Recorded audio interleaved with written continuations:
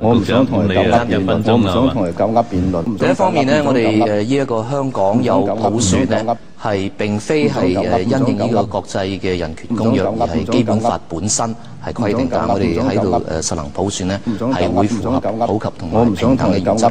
第二呢，喺去年我哋做呢一個綠皮書嘅時候呢，其實市民都廣泛表達咗意見，有人支持2012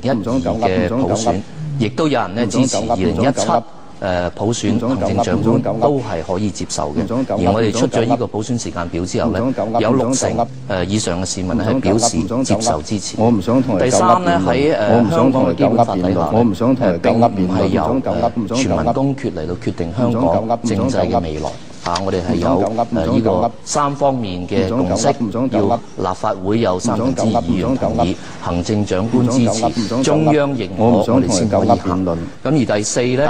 講翻憲制嘅道理呢，而家我哋係按照憲制嘅決定，人大常委會嘅決定處理2012年嘅立法會行政長官嘅選舉，所以2012年呢，依然係有一半直選、一半功能界別嘅議席。希望大家提問題嘅時候留翻啲時間俾官員答。我唔想同你糾噏辯論。